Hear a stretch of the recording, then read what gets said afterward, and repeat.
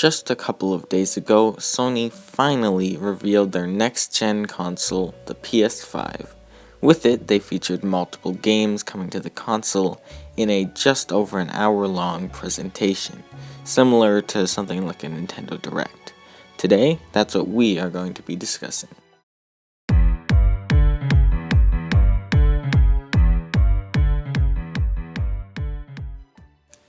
Okay, so starting with my overall opinion on the presentation, well, it was kinda a waste of time. They left the actual console reveal until the very end, which sucked, and only around 5 games actually interested me. Anyways, speaking of the console, it actually looks pretty nice. I like the black, white, and blue color scheme the console and controller have, although I do imagine it looking almost a little too futuristic. I mean, in my setup, it's just gonna look completely out of place, but I still like the idea of the design. One kinda odd thing they announced was the all-digital console, which was essentially the same. There was just no slot to insert a disc, meaning all games and such would have to be purchased digitally. While I personally always go with physical games as long as they're cheaper, I can see the appeal of an all-digital console, as long as it's cheaper than just a normal one. No clutter with the games, and in general, digital games are usually cheaper and go on sale way more often. The idea of an all-digital console seemed kinda weird to me at the start, but that's pretty much how a PC works, so I guess it's not that weird. I just hope that there's never no demand for physical games anymore, cause that would be sad. Anyways, moving on, the DualSense controller is probably my favorite part of the console. I really do like how it looks. I'm also interested in how it feels or whatever, as apparently that's a pretty big deal. Or at least it's supposed to be. I'm just interested if it's like really immersive or something. So that's about it for the actual PS5, but there are also multiple games announced alongside it. Starting off with my most anticipated game for the console, Horizon 2 Forbidden West. Horizon Zero Dawn is one of my favorite games of all time, so finally getting some confirmation on a sequel is so great. While the actual trailer doesn't reveal much gameplay or story-wise, I don't care. The game looks absolutely fantastic, with even more incredible places to explore, and what looks like a heavy emphasis on underwater exploration, which would be very cool as long as it's done well.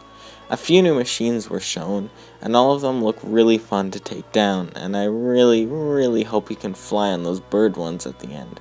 Honestly, it looks like everything I wanted from a sequel. An even more beautiful world, new machines, and a new interesting lore-filled story. Moving on, the presentation started with what was probably the most substantial reveal, Marvel's Spider-Man Miles Morales. While I can't really say much about this, as I haven't played the first one yet, it's exciting to see a game completely focused on Miles. Next up, Resident Evil 8 Village. Okay, so I haven't played Resident Evil 7 yet, but I don't care. This reveal was sick. From the very start of the trailer, I suspected Resident Evil, but when the village popped up, I was kinda disappointed. But then they were like, gotcha, and they turned it into an 8, which kinda made me die in my seat, but yeah, it was exciting. Apart from that, I'm not sure what to say. It's interesting to see Chris return, and I wonder what role he'll play. Those were really the only games that interest me a lot, but a couple others did look good. Ratchet and Clank Rift Apart looks pretty interesting and pretty fun, honestly, although I gotta play the original first. Deathloop looks like it could have a lot of potential, although I need some more information on how the mechanics work to figure out if I would really like it or not. Hitman 3 showed some really interesting locations, so I'm excited for that. But if there's one game that was really superior to all of these, it would have to be Stray.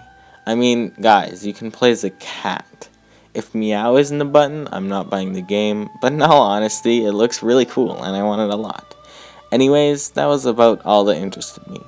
Even though there were a lot of other games revealed, most of them didn't look too amazing or anything. I was rather disappointed we didn't get any info about pricing, but hopefully we'll get that soon enough.